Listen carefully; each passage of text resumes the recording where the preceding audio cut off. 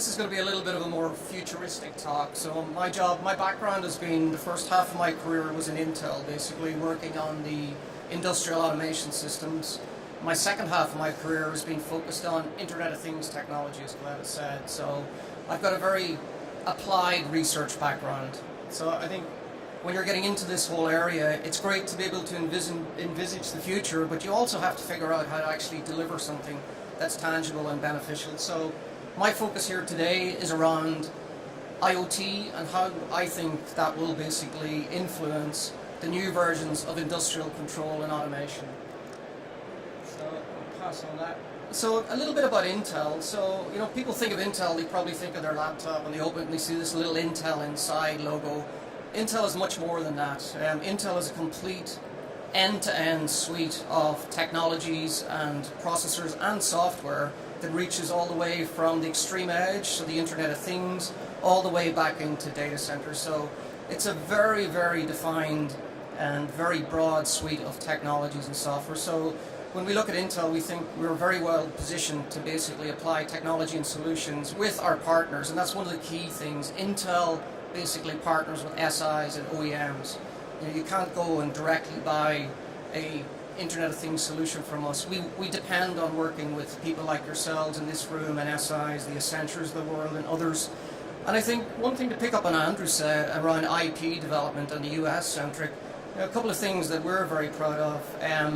The Intel Quark, which is this, so our smallest IoT technology processor, that was actually developed, all of the IP, the team that developed that was actually done in Leixlip. So we have, in Ireland, we've been building up a lot of the research and development. That was the first processor that was researched, developed outside of the US of A, right? So that's something in Ireland we should be very proud of. My team has also filed large amount of patents in IoT. We basically have developed Intel's IoT reference platform, which we'll show you later. So we are very much focused around IP development and actually, you know, combining that with our Intel facilities, which are large, high-volume manufacturing. So what I thought I'd do, Intel, we know a lot about manufacturing. We basically take in sand and turn that into microprocessors. Extremely complex manufacturing. We have a large number of facilities across the world. Very proud Ireland, you know, at the minute is running some of Intel's latest technology and cranking out lots of microprocessors. So we know how to do high volume manufacturing. We know how to do industrial automation. So what I thought I'd show you actually, that's a little peek inside Intel fabs. I'm going to show you a little video of what it's like being inside an Intel facility, and just to give you an idea of how heavily automated those facilities are right now.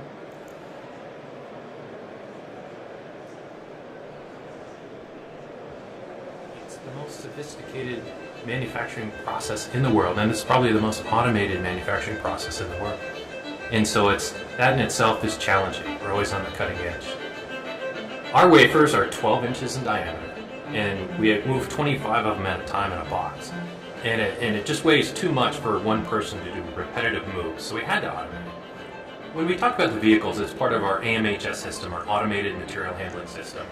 It's the transportation vehicle that picks up the product and delivers it to the process tool. It takes it from the process tool and delivers it to the next process tool. If our tool's not ready, it puts it in a storage unit.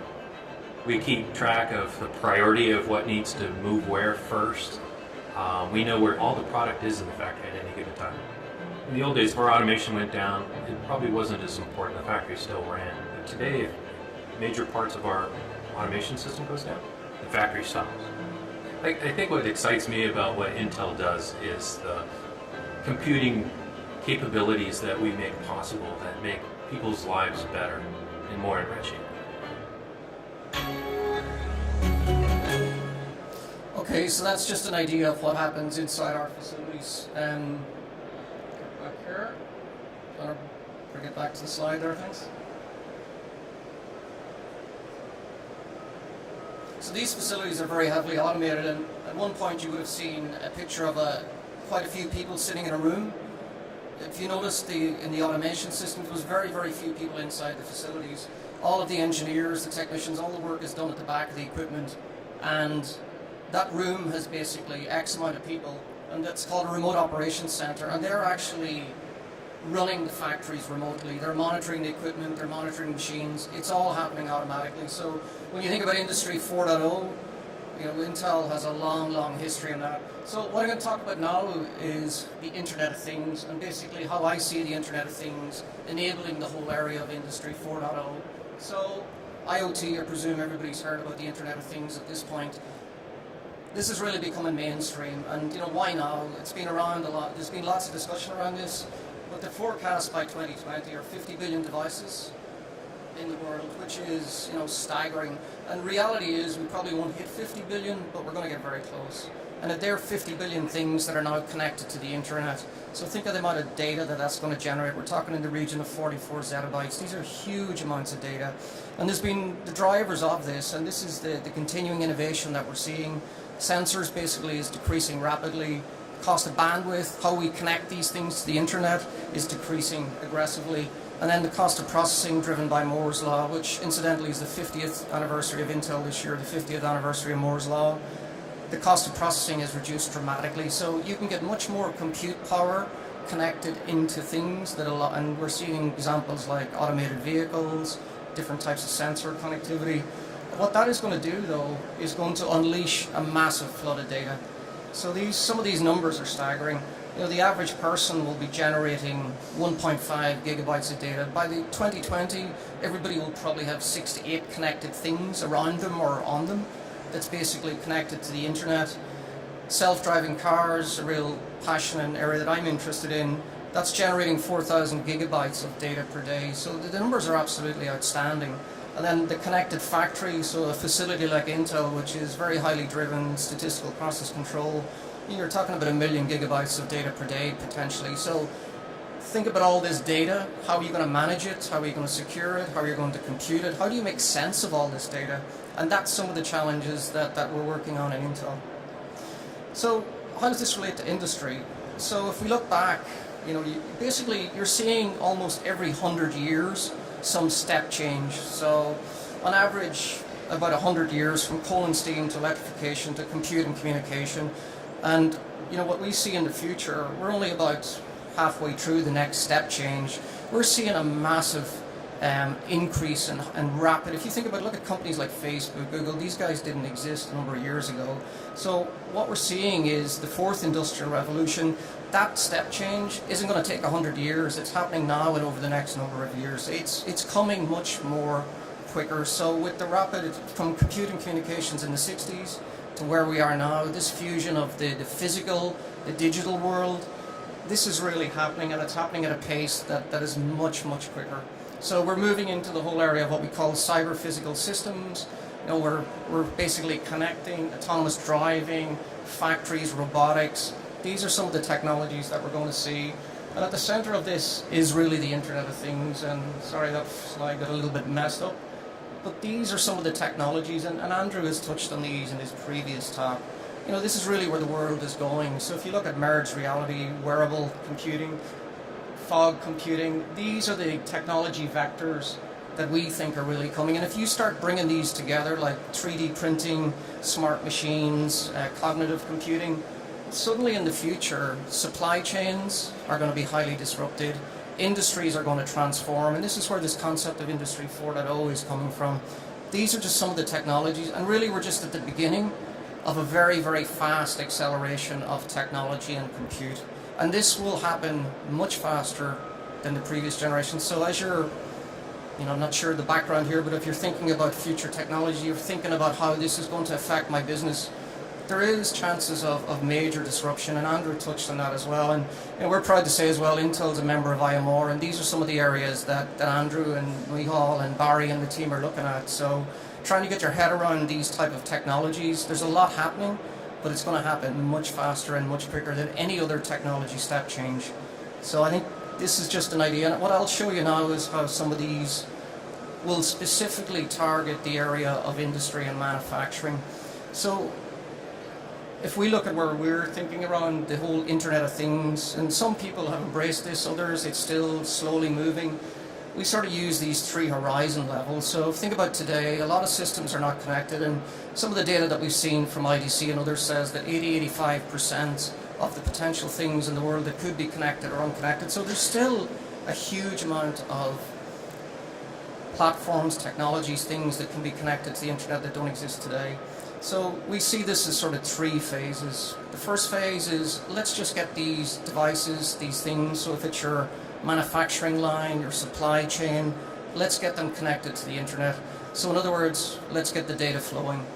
Now, what we're seeing as well is, a couple of years ago that was flow everything to the cloud. Now we're seeing this concept of what we call edge or fog computing, where we actually manage a lot of that data locally. So we've shown you the volumes of data. Some of that can be processed locally, some of it will go to the cloud. So there's a whole new model of compute that's now arisen over the last number of years, where we're starting to connect all these things, and it's called edge computing or fog computing, and that's become a new paradigm, and that's only emerged because of the amount of devices that we've connected to the internet.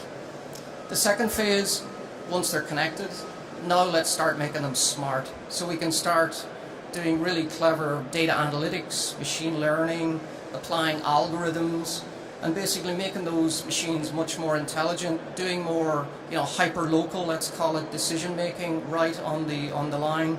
And the reason you do this, again, there has to be, if you look at an industry perspective, you have to do it, and that's one of the reasons Intel pushed through, for operational excellence and for reliability or total cost of ownership reduction. You can really start making some informed decisions at this point.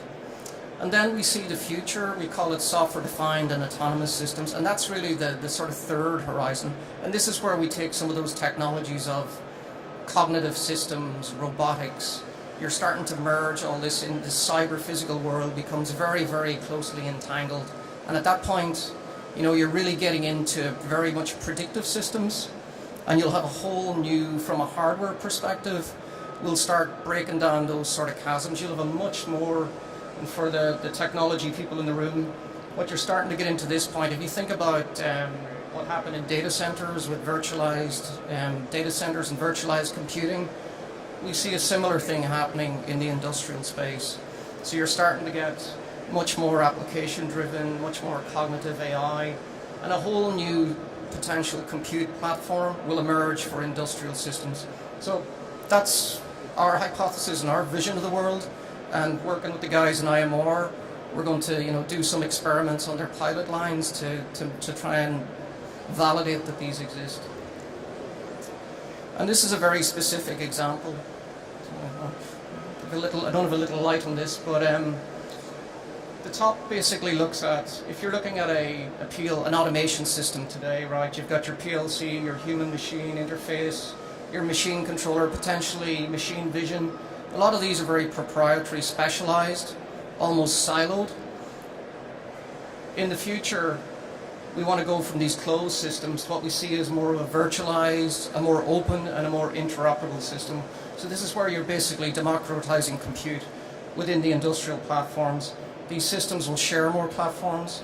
The same on analytics. We'll move from very specific, siloed, individual machine analytics into more intelligent and more cognitive compute. So these are sort of very specifically, if we look at an industrial platform, this is the areas that we're starting to do some research in my team to think about, how we actually take a lot of technologies that we've seen transform data centers, transform the network into industry. And this has happened before. So there's a whole concept called network function virtualization, where basically network operators would have a very similar model to this, where basically you had very siloed, very proprietary pieces of hardware. There was a lot of resistance to it, but over time that changed, and now basically a lot of the network infrastructure is actually virtualized. So we have seen this transformation before. It has happened in a very different industry, and normally you can see we use one industry to predict the other. So this is some of the areas that you need to watch out for in terms of your future manufacturing and future automation systems. And what's driving this? I mean, again, there's been lots of pilots done, but unless there's a real business benefit, you shouldn't obviously jump into any of these technologies. So there needs to be the business drivers that we see are faster time to revenue, lower OPEX, CAPEX, and then from a customer perspective, anybody from the manufacturing area will recognize all of these, right? So they're the key drivers that we should implement or to use to drive this technology. So I mentioned before, this is the Intel IoT platform reference architecture. So it's secure, scalable, it's interoperable, and basically from the left, from the things, very quickly we provide solutions and platforms and secure connectivity for things at the edge across many different industrial verticals. So we've tested this in industry, smart buildings, robotic systems. The next area that we're looking at is around autonomous cars and how do we connect all these new autonomous vehicles to the internet. It's a complete end-to-end solution that we work with various different partners to bring to market. And again, from an Ireland hat, this was actually developed by my team in Ireland and became Intel's reference architecture for Intel IoT platforms globally. So I like to keep pushing the fact that there's a lot of R&D happening in this country. There's a lot of IP happening, and getting groups together like around IMR will really help accelerate that and help put Ireland on the map. So one example actually was partnering with SAP, where we took the SAP HANA system, we integrated that in with the Intel IoT platform. The use case that we're looking at actually, and again it's the human in the loop aspect, was actually a connected worker on an oil refinery. So connecting up various different, in hazardous working environments, connecting up different sensors, fall sensors, gas sensors. With the Internet of Things, it's very quickly to transform and connect devices and connect things to the internet. So partner with IoT, we provided, or with the SAP group, we're able to provide a complete turnkey end-to-end solution for monitoring remote workers. And that's just one example. So, I like to be positive, but we have to be realistic, right? There is some really big challenges that are still out there, and technologists, system integrators, OEMs, manufacturers, everybody has to work together. So if I still think about some of the big challenges that we still have to, hurdles that is going to stop us from mass adoption, security and trust, huge issue. Anything we connect to the internet, we have to make sure it's secure. We need to really build security into everything that we do. Interoperability is a huge issue. And if you look at just Industry 4.0 and manufacturing plants in general, interoperability is a huge challenge. You're dealing with some standards that haven't changed in 20, 30 years. You may have many different types of equipment with different types of interfaces. So interoperability is a real key challenge, we think, for industry. And I'll talk a little bit about what we're doing to try and address that. Integration of OT, operations technology with IT technology, how you bring all that together. The example that we show with SAP is one good example for that. And then advanced analytics, so the buzz, machine learning, deep learning, AI, all these things, that's great, but there's still a lot of work that you have to put in up front in terms of getting the data in the right format, cleaning the data, building the algorithms. That's a real problem as well. So we're only really getting to that next generation. And then from a business perspective, how do you build solutions that scale, right? So I think that's a real key issue.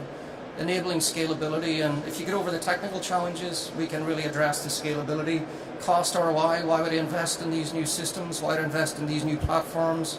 Artificial intelligence, deep learning, what does that mean to me and what does it mean to my business? So having a real cost model ROI is very important. Security and privacy, and we've seen this, unfortunately over the last couple of weeks, this is a huge issue. Securing of data, particularly around critical infrastructure, manufacturing, supply chains, how do you want to share that data? Or do we really want to share data? How do we manage that? They're huge issues still. And then fragmented solutions. So there are some of the challenges that we see. But I think one good thing, industry can bind together to actually address these challenges. So two groups. One is the Open Process Automation Forum, where you've got lots of technology customers, lots of industries, all coming together to try and address some of these challenges that I pointed out in the previous slide. The other one, I think, if you're interested in industry and manufacturing, is the top left here, the Industrial Internet Consortium, ABB, Bosch, SAP, Schneider, all the big SIs, plus the technology companies like Intel, IBM, and others. And really what they're doing is trying to come up with standards and trying to address that whole real challenge of interoperability and building an industrial reference architecture. So if you're interested in industry manufacturing, I really encourage you to look at that website. Lots of great information.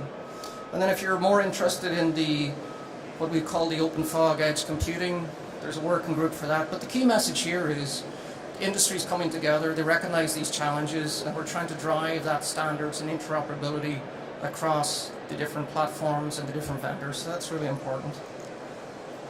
And that's it. There's a lot more information here. Everything I've shown you is pretty much available somewhere. You can find it here on the IoT website. So thank you for your time.